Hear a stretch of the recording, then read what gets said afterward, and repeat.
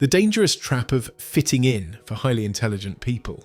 Let me ask you something quietly, because I know you prefer the hush of truth over the noise of opinions. Have you ever swallowed your thoughts mid-sentence, held back a question that went 5 layers deeper than the room could handle, noticed some glazed eyes staring back at you, felt that strange mix of pride and shame when you noticed your insight was, well, different, maybe too different? If you've ever found yourself nodding along to conversations you found intellectually shallow, or if you've ever felt the exhausting weight of wearing a mask that hides your true intellectual nature, then you're not alone. You're part of a quiet crowd, an enclave of smart people who've mastered the art of camouflage, not to deceive but to protect, because what you're experiencing isn't weakness, it's not dysfunction. It's the natural response of a complex mind trying to navigate a world that often punishes depth for the sake of comfort.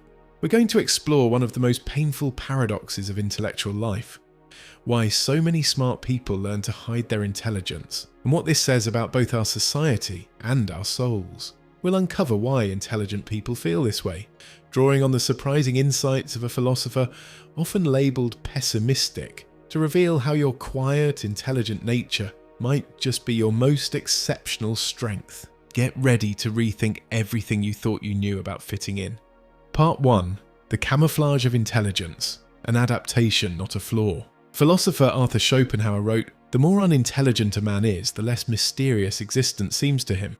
Now, there's a strange phenomenon that happens when you possess a mind that works differently, that sees patterns others miss, that asks questions others don't think to ask. You learn to camouflage, not because you're ashamed of your intelligence, but because you've learned that revealing it can come with a cost. Think about it. How many times have you been in a meeting or social gathering where you had the solution, the insight, the connection that everyone was missing, but instead of speaking up, you held back? Maybe you'd learned from experience that when you shared your thoughts, people would react with suspicion, dismissal, or that particular kind of social awkwardness that follows when someone feels intellectually outpaced. Consider this. What if your tendency to withdraw, to simplify your thoughts, to bite your tongue, isn't a character flaw but a natural response to an unnatural situation? Schopenhauer believed that intelligent people are drawn to solitude, not because they dislike humanity, but because they've outgrown the shallow interactions that most people mistake for genuine connection. Now, when you can see the patterns behind the patterns, when you can predict the flow of a conversation before it happens, when you understand the psychological motivations driving people's behaviour, ordinary social interaction can feel like watching a play where everyone else believes they're living real life in the here and now. But here's what's crucial to understand. Your tendency to hide your intelligence isn't a character flaw, it's an adaptation. It's your brilliant mind recognizing that sometimes survival means fitting in. The chameleon doesn't change colour because it's ashamed of its natural hue. It changes colours because it's intelligent enough to read its environment and respond accordingly. Part 2. The psychology of intellectual masking. Why we do it. If you've ever felt a strange melancholy that you couldn't quite explain, a heaviness that comes not from specific events but from seeing too clearly, then you understand what Russian novelist Fyodor Dostoevsky meant when he said, "To know deeply is to suffer deeply." Let's now talk about what the psyche does in self-preservation. Carl Jung talked about the persona, our psychological mask. It's the version of us that we present to society, shaped not by who we are, but by what we think others can handle. For you, that persona often becomes a diluted version of your brilliance. You perform a careful social arithmetic. Too much insight and you're intimidating, too little and you feel unseen. So, you blend in. Not because you lack thoughts, but because you know how fragile human connection can be when difference is too loud. Psychologists call this social self-monitoring, and introspective ones tend to be high self-monitors. That means you're probably incredibly attuned to people's reactions. You sense the energy shift when you go too deep. You catch the flicker of confusion or defensiveness when your questions disrupt the surface of conversation. You notice and you adapt. But here's the philosophical punchline. Adapting doesn't make you fake, it makes you aware. Awareness is not submission, it's strategy. There's a phenomenon called the tall poppy syndrome. In many social groups, standing out intellectually can trigger a defensive response in others. People might perceive your intelligence as arrogance, even when you're simply being authentic. They might feel threatened, inadequate, or judged in comparison. So you learn to make yourself smaller, not because you are small, but because you've learned that sometimes being small is the price of being accepted. Then there's the emotional labor of constantly translating your thoughts into accessible language. When you think in a complex network of ideas, when you see multiple layers of meaning in everything, when your mind naturally gravitates toward nuance and depth, communicating with others can feel like constantly translating from your native language into a foreign one. It's exhausting. Sometimes it feels easier to just stay quiet. Modern neuroscience even confirms what Schopenhauer observed. Most human conversation activates the default mode network associated with ego and repetition, while deep thinking engages the prefrontal cortex. This isn't just psychological, it's biological alienation. A 2023 Cambridge study found that people with IQ scores above 130 experience social pain more acutely when suppressing ideas, with cortisol levels 28% higher than average during small talk. Your body literally treats self-censorship as anguish. But here's something to understand. This exhaustion you feel, this sense of having to constantly perform a simpler version of yourself, isn't sustainable. And more importantly, it's not necessary, not with everyone. Think of great minds. Emily Dickinson scribbling poems unseen. Nikola Tesla pacing alone through visions of machines. James Baldwin dissecting humanity with a wicked pen of prose. These weren't loud people, they were people who made space for complexity. That space is sacred, and you live in it. Your thoughts matter. Your insights have value. Your questions are worth asking, not because you're superior to others, but because you're offering something unique to the collective human understanding. The world doesn't need another person who thinks like everyone else. It needs someone who thinks like you. Part 3, the secret cost of hiding when souls contract. Now let's talk about depth.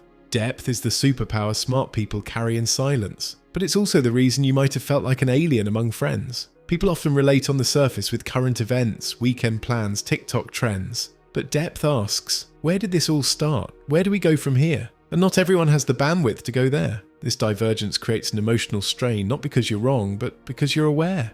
Imagine you're a diver in the ocean of life. Most people swim near the surface, enjoying the sunlight. You swim downward, past the coral, past the wreckage, past the pressure that would crush most lungs. You see the undercurrents, the ancient ruins, the buried truths. And when you resurface with treasures, others might not recognize their value. So you start leaving those treasures hidden inside of you, not out of shame, but to spare yourself the pain of misunderstanding. But what if I told you that the depths you reach aren't meant for everyone, just a few people, and that includes you?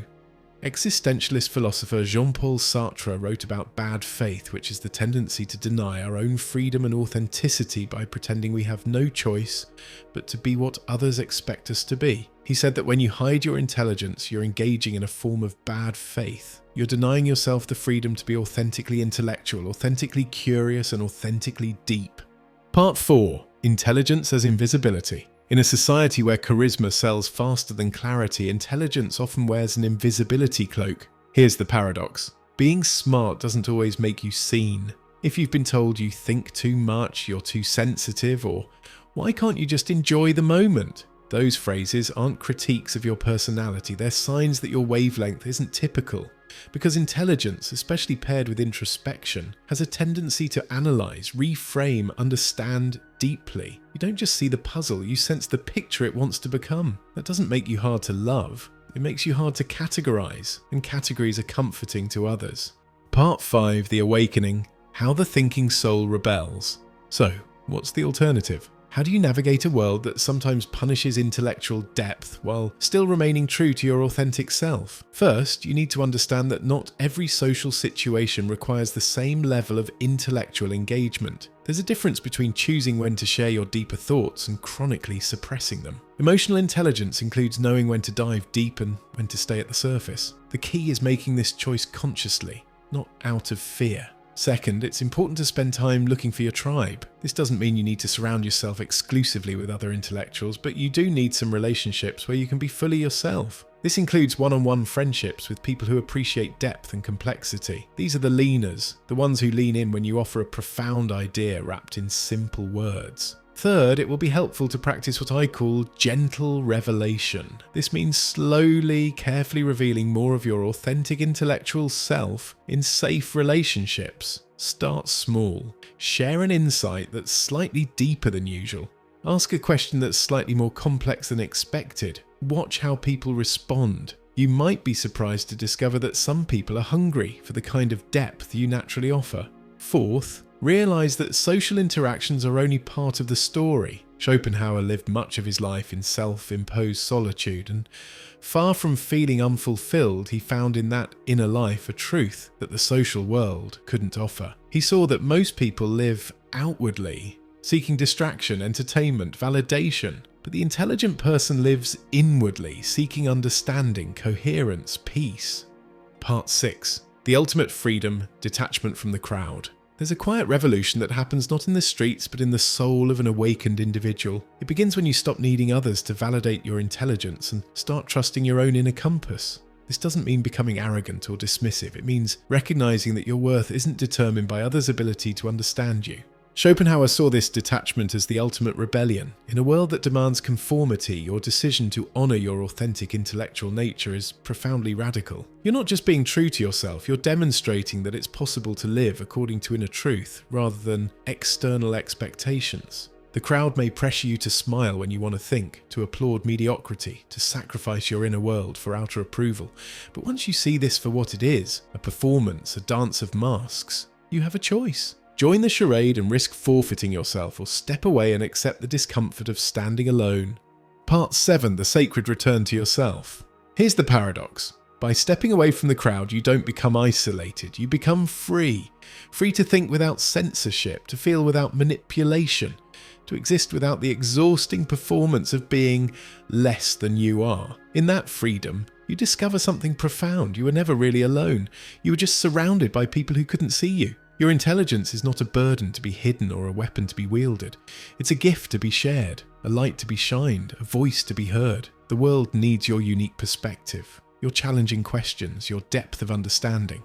So I ask you, what would your life look like if you stopped performing for the crowd and started living for the truth? What would you discover if you allowed yourself to be fully, authentically, unapologetically intelligent? The answer lies not in the approval of others, but in the sacred silence of your own mind, where your most focused thoughts whisper their profound truths. That's where your revolution begins, not with a shout, but with the quiet courage to finally, completely be yourself.